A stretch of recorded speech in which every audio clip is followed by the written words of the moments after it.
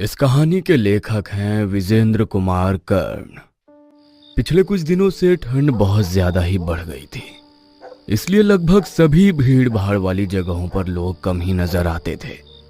चाहे वो सड़क हो, बस स्टैंड हो, सिनेमा घर हो या फिर रेलवे स्टेशन। रात के 11:30 बज रहे थे। आलोक स्टेशन पर अपनी ट्रेन के आने का इंतजार कर रहा था। उसका मूड बहुत ही खराब था क्योंकि ट्रेन को 7:30 बजे ही आना था, लेकिन 11:30 बजे तक भी ट्रेन का कोई अता पता नहीं था। वह कई बार पूछताछ केंद्र पर भी पता करने गया, लेकिन हर बार वहां बैठे रेलवे के स्टाफ ने बोला कि धुंध के कारण अभी तक कोई सूचना नहीं मिली है। एक बार तो उस रेलवे के स्टाफ ने आलोक को डांट भी दिया और कहा, अरे भाई साहब, कितनी बार एक ही सवाल पूछ रहे हो आप? देखिए, ट्रेन आने की सूचना हमें मिलेगी तो अनाउंसमेंट हो जाएगा ना। आप बार बार यहाँ आकर हमें परेशान मत करिए। बहुत ही छोटा स्टेशन था वो, इसलिए ना तो कोई अच्छा सा वेटिंग रूम था वहां और ना ही बड़ी दुकानें। हर और खामोशी ही खामोशी नजर आ रही थी। बस कुछ कुत्ते दिखाई दे रहे थे। उन पर भी शायद इस कड़कड़ाती ठंड का असर हो गया था, इसलिए वे भी चुपचाप खुद को समेटे हुए पड़े थे। आलोक कभी उन कुत्तों को देखता, कभी खुद को। इस समय उसे अपनी हालत भी कुत्तों की तरह ही लग रही थी, लेकिन अचानक उस खामोशी को कुत्तों के भौंकने की आवाज ने तोड़ा। वे कुत्ते लगातार भौंक भी रहे थे और रो भी रहे थे। आलोक को समझ नहीं आ रहा था कि आखिर ये कुत्ते अचानक से इस तरह क्यों भौंकने लगे। वो इस प्रश्न का उत्तर ढूंढने की कोशिश कर रहा था। तभी उसके कानों में रेलवे के अनाउंसमेंट की आवाज आई कि उसकी ट्रेन 2 नंबर प्लेटफॉर्म पर आने वाली है। आलोक उसी प्लेटफॉर्म पर खड़ा था, इसलिए उसे ज्यादा टेंशन नहीं हुई। अचानक आलोक की नजर ट्रेन की पटरी पर गई और उसने वहां जो देखा, उसे देखकर उसका दिमाग हिल गया। उसने देखा कि ट्रेन की पटरी के बीचों बीच कुछ लोग खड़े हैं। उन सबके हाथों में धारदार हथियार थे।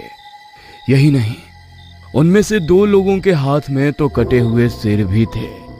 एक आदमी के हाथ में लड़की का कटा सिर और दूसरे आदमी के हाथ में एक लड़के का कटा हुआ सिर। उन कटे सिर से लगातार खून टपक रहा था। वो सारे लोग आलोक को घोर घोर कर देख रहे थे। उन्हें देखकर आलोक के मुंह से चीख निकल गई और वो वहां से भागा।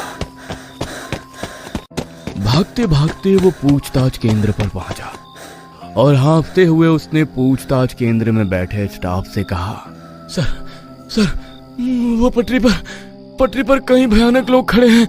उनके हाथ में कटे हुए सिर हैं। आप रेलवे पुलिस को इन्फॉर्म करिए। उसकी बातों को सुनकर पूछताछ केंद्र वाले स्टाफ ने उसे घूर कर देखा और लगभग चिल्लाते हुए उससे बोला, क्या प्रॉब्लम है जी आपकी? क्यों आप बार बार हमें डिस्टर्ब कर रहे हैं? ये क्या कटा हुआ सिर जैसी फालतू कहानी बना रहे हो? मैंने बोला ना कि ट्रेन की सूचना मिलेगी तो अनाउंसमेंट कर दूंगा। पर सर, अभी तो आपने अनाउंसमेंट की ना। भांग खाए हो क्या भाई, या गांजा फूका है? ट्रेन आने की सूचना होगी तभी तो अनाउंसमेंट होगी। अभी ट्रेन की कोई खबर नहीं है तो फिर कहां से तुमने अनाउंसमेंट सुन ली? चलो जाओ यहाँ से, मेरा दिमाग मत चाटो। आलोक को कुछ भी समझ नहीं आ रहा था कि आखिर उसने ट्रेन की अनाउंसमेंट कैसे सुन ली और उसने ट्रेन की पटरी पर किसे देखा। उसका दिल जोर जोर से धड़क रहा था। उसे बहुत ही डर लग रहा था। वो किसी तरह अपने डर पर काबू करके पूछताछ केंद्र से थोड़ी दूर पर लगी एक बड़ी सी टेबल पर बैठ गया। उसकी आंखों के आगे अभी भी वो दोनों चेहरे बार बार घूम रहे थे। वो चाह रहा था कि उन चेहरों से वो अपना पीछा छुड़ाए, लेकिन ये संभव नहीं हो पा रहा था। घड़ी की सुई धीरे धीरे कर आगे बढ़ रही थी। आलोक की आंखें अब बेझिल हो रही थी, इसलिए वो उस टेबल पर आंखें बंद कर लेट गया। उसे लेटे हुए 10 ही मिनट हुए थे कि उसकी ट्रेन के आने की अनाउंसमेंट हुई। वो गहरी नींद में आ गया था, लेकिन अनाउंसमेंट की आवाज से उसकी नींद खुल गई। वो हड़बड़ाकर उठ बैठा। ट्रेन के आने की सूचना प्लेटफॉर्म नंबर 2 पर ही हुई थी। वो धीरे धीरे कर प्लेटफॉर्म की ओर बढ़ चला। कुछ ही देर में ट्रेन आ गई। उसका रिजर्वेशन A1 बोगी में था। वो अपनी कोच में चढ़ गया। वो अपनी सीट पर जाकर बैठ गया। 1 मिनट बाद ट्रेन ने गति पकड़ ली और फुल स्पीड से मंजिल की ओर बढ़ने लगी। आलोक ने देखा कि उसके आसपास के सारे मुसाफिर गहरी नींद में कंबल और चादर ओढ़े हुए सोए हैं। आलोक ने भी अपनी सीट पर रखे पैकेट से चादर और कंबल निकाली और सोने की तैयारी करने लगा। आलोक सीट पर लेट गया और अपनी आंखें बंद कर ली, लेकिन अभी भी पता नहीं क्यों उसकी आंखों के आगे वही भयानक दृश्य घूम रहा था। वो उसे सोचते सोचते सोने की कोशिश करने लगा, लेकिन कुछ देर बाद ही कुछ लोगों की चिल्लाहट से उसकी नींद खुल गई। उसने देखा कि कुछ हथियारबंद लोग उसकी बोगी में चढ़े हुए हैं और सभी लोगों को जगाकर एक ही बात पूछ रहे हैं। यहाँ पर एक लड़का और एक लड़की को देखा है क्या आपने? दोनों के दोनों जवान हैं, लगभग 18-19 साल के। लेकिन सभी लोगों ने ना में अपना सिर हिलाया। आलोक को उन लोगों पर बहुत गुस्सा आ रहा था और वो मन ही मन सोच रहा था कि ये क्या तरीका हुआ सबको जगाने का और इस तरह सवाल पूछने का। बहरहाल वो उनका विरोध तो करना चाह रहा था, लेकिन उनके हाथों के हथियार को देखकर आलोक ने चुप रहने में ही भलाई समझी। कुछ देर बाद वो सभी वहां से चले गए। आलोक फिर से सोने की कोशिश करने लगा, लेकिन तभी उसे फिर लगा कि कोई उसे जगा रहा है। उसने गुस्से में अपनी चादर हटाई और जैसे ही उसने चादर हटाई, उसने देखा कि एक लड़का और एक लड़की जिसके मुंह पूरी तरह ढके हुए हैं उसे जगा रहे हैं। कौन हो भाई? भैया, मेरा नाम अलका है। मैं इस लड़के से बहुत प्यार करती हूँ। इसका नाम सूरज है। भैया, पर हमारे प्यार को कोई स्वीकार नहीं कर रहा है। पूरा गांव हमारी जान का दुश्मन बन गया है। क्यों? अरे क्या हो गया? तुम हमको इस समय यहाँ काहे बुलाई हो? सब गड़बड़ हो गया है सूरज।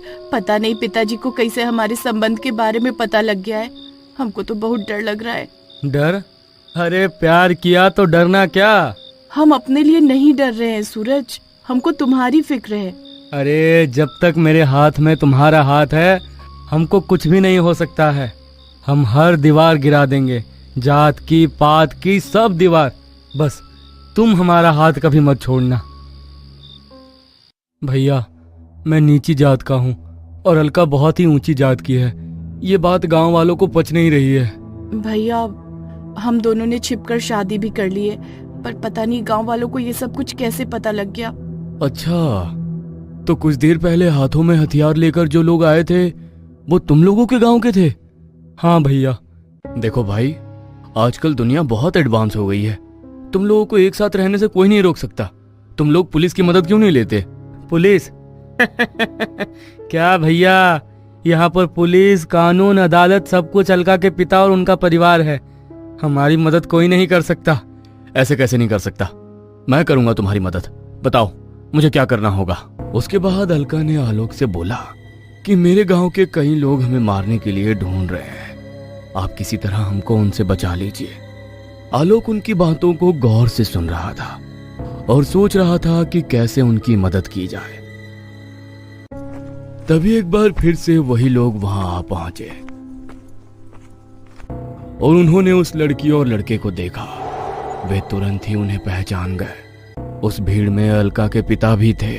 गांव वालों, ये देखो, ये दोनों पापी यहाँ है। यहाँ इस आदमी से ये मदद मांग रहे हैं। देर मत करो, मार दो इन्हें। छोटी जात वाले बड़ी जात के पैरों की जूती होते हैं। उनसे शादी नहीं की जाती, उन्हें कुत्ता बनाकर रखा जाता है। इस लड़के ने हमारी बेटी को अपवित्र कर दिया है। इन दोनों को मार दो। अलका के पिता के ऐसा कहने पर सभी लोगों का गुस्सा भड़क उठा। सभी ने उनके गले पर हथियार टिका दिए। आलोक ने जब ये देखा, अरे ये क्या कर रहे हैं आप लोग? पागल हो गए हैं क्या? मैं अभी पुलिस को बुलाता हूँ। आलोक की इस बात पर सभी लोग जोर जोर से हंसने लगे। उसी समय ना जाने ऐसा क्या हुआ कि एक बड़ा सा पत्थर एसी बोगी के शीशे से टकराया और तेज हवा का झोंका अंदर आया और उस हवा के झोंके से उस लड़के और लड़की के चेहरे पर लगा कपड़ा हट गया और जैसे ही वो कपड़ा हटा उनका चेहरा आलोक के सामने आ गया। आलोक ने जैसे ही उस चेहरे को देखा तो उसकी चीख निकल पड़ी, क्योंकि ये वही चेहरे थे जिनका कटा सिर उसने स्टेशन पर देखा था। आलोक का सिर पूरी तरह घूमने लगा। उसके दिमाग ने काम करना बंद कर दिया था। उसे कुछ समझ नहीं आ रहा था कि वो क्या करे और क्या ना करे। काफी देर उसी तरह जड़वत रहने के बाद उसने ट्रेन की चेन की ओर देखा और उसे खींचने के लिए आगे बढ़ा, लेकिन उसके पहले ही उसने देखा कि उन लोगों ने उस लड़की और लड़के का गला काट दिया है। उसमें से एक आदमी ने अलका का कटा सिर उठाया और दूसरे ने सूरज का। अलका और सूरज दोनों के गले भले ही उन लोगों ने काट दिए थे, लेकिन जमीन पर पड़ा उनका शरीर अब भी साथ था। दोनों ने एक दूसरे का हाथ अब भी पूरी शक्ति के साथ थाम रखा था, जैसे वो कह रहे हों कि हमें कोई अलग नहीं कर सकता, कभी नहीं। आलोक का दिल अब जोरों से धड़क रहा था। उसे एक पल को लग रहा था कि ये सब एक सपना है, लेकिन जैसे ही एक आदमी तलवार लेकर उसकी ओर बढ़ा, उसे लगा कि यह सपना नहीं हकीकत है। वो ट्रेन के दरवाजे की ओर भागा। वे लोग भी उसके पीछे भागे। कुछ देर बाद आलोक ने जब पीछे मुड़कर देखा तो उसके चेहरे का रंग उड़ गया। उसने देखा कि वो सभी लोग अब इंसान नहीं, भयानक भूत में तब्दील हो गए। ट्रेन पूरी स्पीड में भागे जा रही थी। उसे लग रहा था कि उसकी मौत अब करीब है। आलोक ने फिर एक बड़ा निर्णय लिया और चलती ट्रेन से कूद गया। एक जोरदार भयानक चीख की आवाज आई। यात्रीगण कृपया ध्यान दें। दिल्ली जाने वाली 121 एक्सप्रेस प्लेटफॉर्म नंबर 2 पर आने वाली है। यह अनाउंसमेंट बार बार गूंज रहा था। अचानक ही आलोक की नींद खुल गई। उसने इधर उधर आंखें फाड़ फाड़ कर देखा, फिर अपनी घड़ी की ओर। सुबह के 5 बज गए थे। आलोक कभी उस अनाउंसमेंट की आवाज को सुनता और फिर कभी उस पूरी घटना को याद करता और अपने आप को देखता और सोचता, क्या वो सब सपने में देख रहा था या सब कुछ हकीकत में हुआ था। उसे ये बात समझ में नहीं आ रही थी। एक बार फिर से उसके कानों में वही अनाउंसमेंट सुनाई पड़ी तो वो एक बार फिर से प्लेटफॉर्म नंबर 2 की ओर बढ़ चला, कई सवालों को अपने मन में लिए।